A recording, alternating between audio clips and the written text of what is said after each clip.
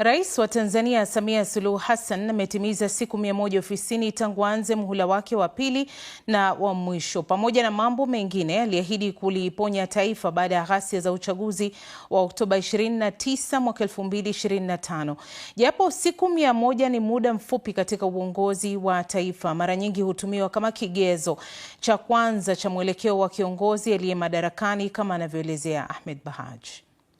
Ni siku 100 madarakani za Rais wa Tanzania Samia Suluhu Hassan katika awamu ya pili na ya mwisho. Ni muda mfupi katika kalenda ya taifa, lakini ni muda mrefu katika kumbukumbu za siasa. Baada ya ushindi wa kishindo uliokosolewa na wachanganuzi wa uchaguzi na pia upinzani, siku hizi wengi wanazitazama kama mwanzo wa ukurasa mpya. Siku hizi zimetawalwa na ahadi nzuri za mageuzi, kuboreshwa kwa miundombinu, bima ya afya kwa wote, kwanza timu ya taifa Tanzania Taifa Stars kuingia katika 16 bora kwenye lile dimba la AFCON kwa mara ya kwanza, na mengine mengi.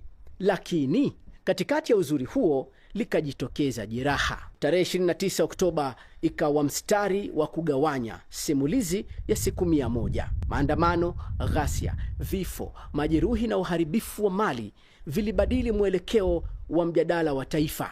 Sasa tangu hapo, siku 100 hazikuhesabiwa tena kwa idadi ya ahadi, bali kwa uzito wa maswali: jinsi taifa linavyokabiliana na usalama, haki, amani na majeraha ya kisiasa. Serikali ikisema kipaumbele ilikuwa ni kuregesha usalama, na upinzani nao ukasema haki kwanza lazima itangulizwe na hawataki masharti katika hilo. Maridhiano na katiba mpya zikabaki kusubiri. Serikali inasema subira inahitajika, ikisubiri majibu ya ile tume ya uchunguzi wa matukio ya Oktoba tarehe 29 ambayo ndio itakayotoa mwelekeo wa maridhiano ya kitaifa. Hizi basi ni siku 100 zenye sura mbili: uzuri wa mwanzo mpya, pili simanzi ya taifa linalotafakari. Swali ni je, taifa limeanza kupona kutokana na ghasia za uchaguzi mkuu wa mwaka uliopita? Na je, serikali imepiga hatua gani hadi kufikia sasa? Na ni vipi kuhusu hatua ya upinzani kususia juhudi za maridhiano? Ili kupata majibu, awali nimezungumza na msemaji wa serikali ya Tanzania Gerson Msigwa, na alianza kwa kuzungumzia ahadi za Rais Samia.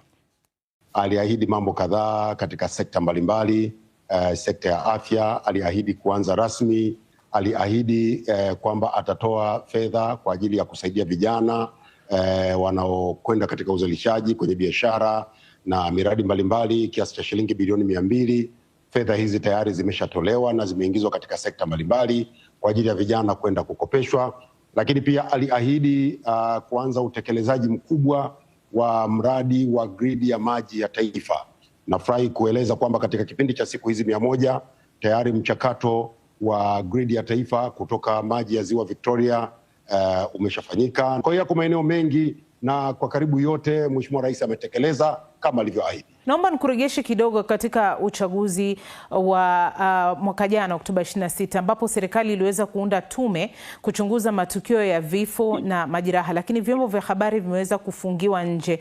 Unaona kutapatikana uwazi kiasi gani, ama ukweli utapatikana vipi? Kwanza utakubaliana nami kwamba tume imefanya kazi yake vizuri na kitaalamu na kitaaluma kweli kweli, na uko wakati ambapo tume ilikuwa imeachia shughuli zake za kuzungumza na watu mbalimbali ziwe wazi, baadhi ya taarifa binafsi za watu kuwa wazi, na pia maoni mbalimbali kwamba pengine utaratibu ule ulikuwa unakiuka baadhi ya maeneo yenye haki za watu, kwa ndio maana ikabadilishwa. Lakini tume imefanya kazi zake kwa muda karibu wote kwa uwazi, na hivi sasa inakamilisha kazi yake. Ikikamilisha kazi yake itatoa taarifa. Tuzungumzie upinzani ambao mpaka sasa umekataa kabisa uchaguzi uliofanyika Oktoba 29 na umetilia doa wale walioteuliwa kuhudumu katika tume hiyo. Unalizungumziaje hilo mheshimiwa?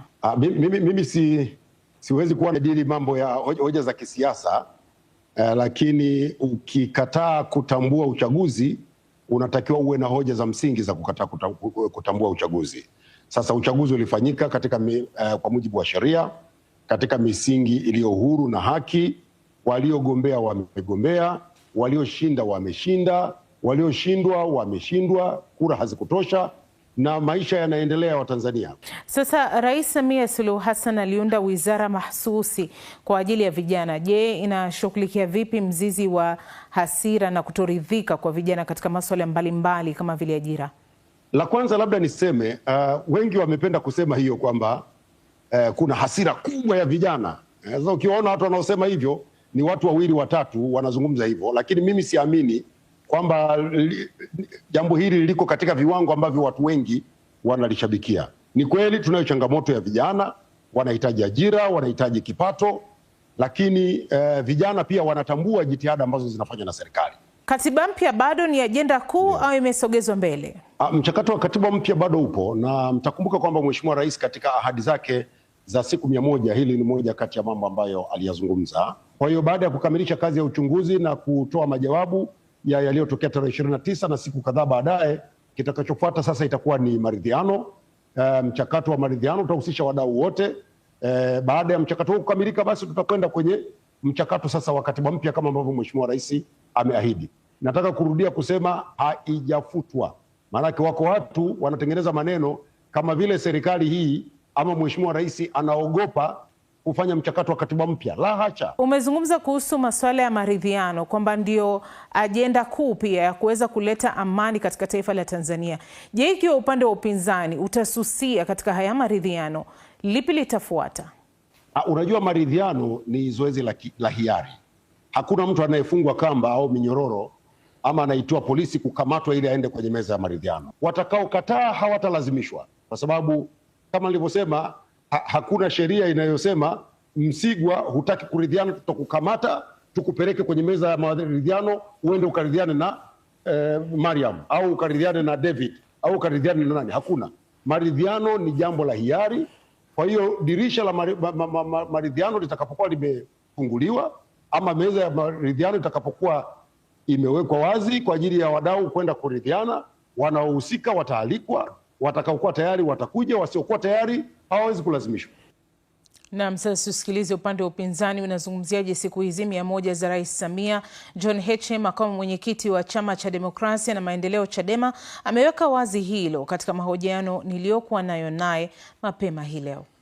Tumesema hatuitambui hii serikali, na tulisema hivyo tangu mwaka jana, kwa sababu kwa mujibu wa katiba yetu hii, japo mbovu, inasema kiongozi atapatikana kutokana na kuchaguliwa na watu. Ibara ya 8 inasema mamlaka na madaraka yote ya wananchi ya serikali yatatoka kwa wananchi, na serikali hii haijachaguliwa na mwananchi yoyote. Hakuna uchaguzi uliofanyika, kwa sababu uchaguzi ni mchakato, kuanzia kwenye kampeni, kuanzia kwenye kupiga kura, zoezi lenyewe, kuhesabu kura na nini, na vitu vyote hivyo havikufanyika na kura hazikupigwa. Kwa hiyo watu walioko madarakani ni watu ambao hawajatokana na kura za wananchi. Kwa hiyo hatutambui chochote wanachokifanya mpaka sasa. Serikali yenyewe imesema kwamba upande wa upinzani ulisusia uchaguzi. Hilo utalizungumziaje? Watuambie nani alienda kupiga kura, kwa sababu Watanzania wote hawakwenda kupiga kura, na mwisho wa siku waliua watu na wakajitangaza na wakaenda kujiapisha wenyewe Ikulu. Kwa mara ya kwanza rais anaapishwa Ikulu bila wana marais wote waliopita wamekuwa wakiapishwa kwenye viwanja vya mpira, wa Tanzania wakiwepo, lakini wao walienda kimya kimya kujiapisha bila kwenda kwenye uwanja wa mpira. Hiyo inaonyesha kabisa kwamba ni watu wasiokuwa na ridhaa ya wananchi. Mheshimiwa, unazungumziaje kazi ambayo imekuwa ikitekelezwa na tume ya uchunguzi ya serikali? Je, mmeshiriki katika vikao vyake kama upinzani? Tulisema hiyo tume haiaminiki, kwa sababu huwezi kuwa mtuhumiwa halafu ukajichunguza we mwenyewe. Serikali hii iliyojiweka madarakani kwa mtutu wa bunduki na kuua watu ndio inayotuhumiwa kuua watu, kuumiza watu, kuteka watu, kupoteza watu. Sasa haina uwezo wa kuunda chombo cha kuichunguza yenyewe. Matatizo yalipotokea Kenya mwaka 2007, tume iliyokuwa inaleta makubaliano na kuchunguza yaliyotokea ni tume iliyoundwa na Umoja wa Afrika. Leo hata doctrine ya sheria inasema you cannot be a judge of your own cause. Leo unachukua viongozi majaji wakuu ambao wako kwenye kiapo, wana kiapo, alafu unachukua waziri wa ulinzi ambaye na yeye ni miongoni mwa watu ambao vyombo vyake vilihusika kuingia barabarani. Huyo mwenyewe aliyeunda hiyo tume ndiyo serikali yake inatuhumiwa. Sasa unawezaje kujichunguza? Ndio maana sisi tulisema hata hiyo tume yenyewe haiwezi kuchunguza wala haiwezi kutoa ukweli wowote kuhusu kile kilichotokea tarehe 29. Na kama ulivyosema kwa uwazi, mnaendelea kupinga serikali.